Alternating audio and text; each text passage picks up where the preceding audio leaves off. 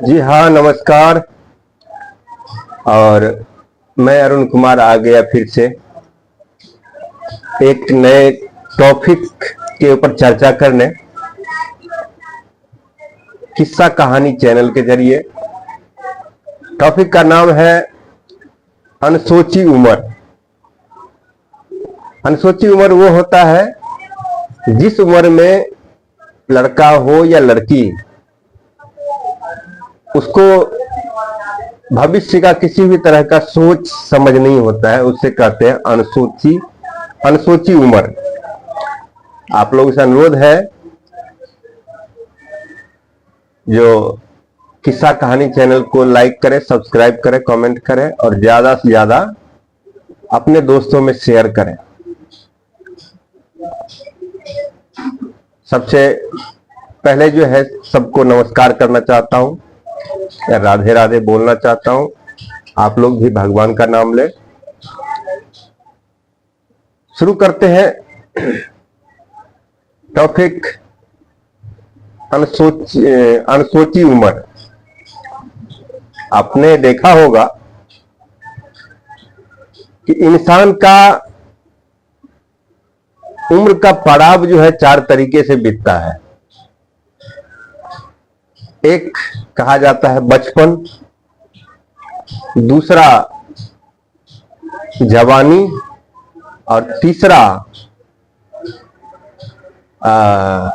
अल्पायु, और चौथा जो है वृद्धावस्था।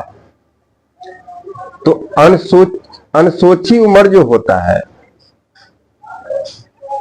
उस टाइम यानी कि 12 साल से लेकर के और 18 साल के मध्य का जो एज होता है, उम्र होता है, बच्चों के लिए नासमझी का होता है।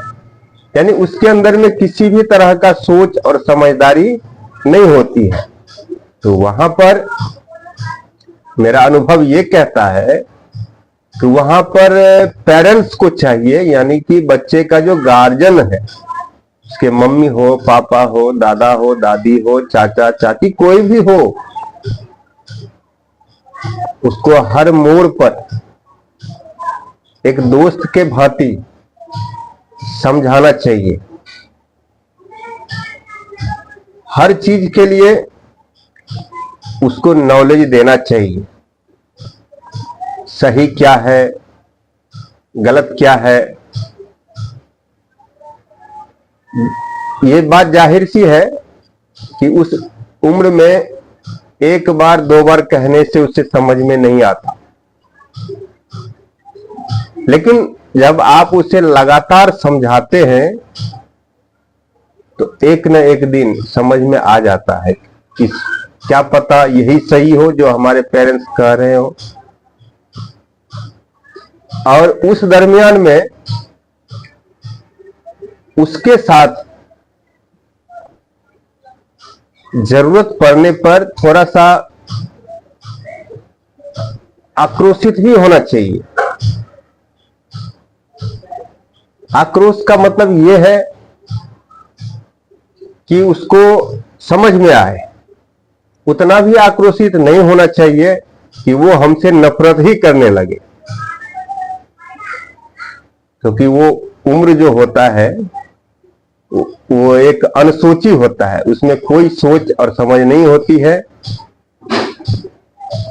आपने देखा होगा कि बहुत गार्जियन क्या करते हैं, तो बच्चों की किस्मत में यही है ये सोच करके उसको छोड़ देते हैं। अरे हम तो कहते हैं लेकिन वो करता ही नहीं है। मतलब इस तरह की एक तरह की जो है विचार जो है एक दूसरे में शेयर करते हैं। हम तो अपने बच्चे को समझाते हैं लेकिन उसको समझ में ही नहीं आता, लेकिन मैं क्या करूं। भैया, बच्चे आपके हैं, समझाना काम आपका है। क्योंकि अनसोची उम्र जो होती है, उस उम्र में अगर बच्चों के साथ चाहे मम्मी हो मार्गदर्शन कराने के लिए, चाहे पापा हो, तो उनको मेरा अनुभव ये कहता है कि मार्गदर्शक बनना चाहिए। मार्गदर्शक बनने से सही मार्ग का चुनाव हो जाता है बच्चों के लिए। और थोड़ा सा नजरअंदाज अगर करते हैं तो आप बच्चों में देखा होगा कि आज के बच्चे क्या होते हैं, तो एक बुरी संगत में आकर के लड़का खास करके नशे का शिकारी होते जा रहे हैं। बेवजह का मोबाइल में गेम, उसमें अपना समय जो है बिता रहे हैं, क्योंकि उसके पास ये सोच नहीं है कि हमारा समय जो है इसमें व्यर्थ हो रहा है। बच्चों को भी एक चीज का समझ होना चाहिए कि हमको जो ये उम्र मिला है, इसी उम्र में हम कुछ कर सकते हैं, कुछ समझ सकते हैं, कुछ सीख सकते हैं। ये उम्र, ये पड़ाव पार करने के बाद कुछ जिम्मेदारियां हमारे कंधों पर आ जाएगी, तो शायद मैं सीख ना पाऊं, समझ ना पाऊं।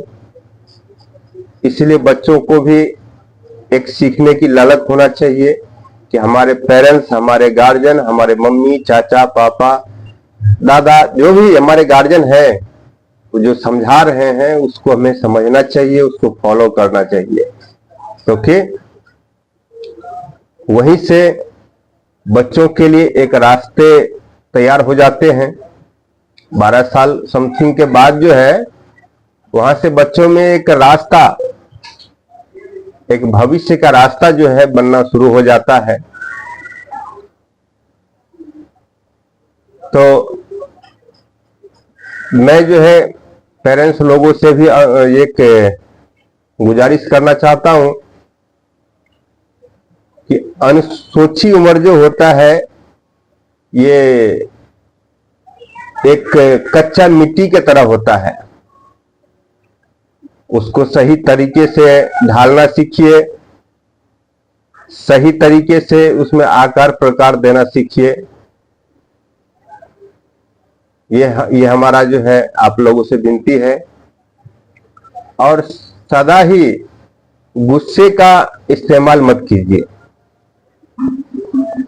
क्योंकि हमेशा गुस्से में रहने से बच्चों के ऊपर, और हमेशा गुस्से में बात करने से आपके प्रति प्यार, आपके प्रति स्नेह, एक उसके अंदर में भावनात्मक जो है कम हो जाता है, क्योंकि उसके पास वो समझदारी नहीं होती है। जो गार्जियन हमको डांट रहे हैं, समझा रहे हैं, उसके पीछे भी प्यार छुपा हुआ है, वो समझ बच्चों में नहीं होता है। तो वहां पर ना समझी की वजह से बच्चे लोग जो है बिगड़ते हैं। बच्चों के साथ कांधे में कांधे मिला करके उसको सिखाना, उसको समझाना, ये आपका दायित्व है।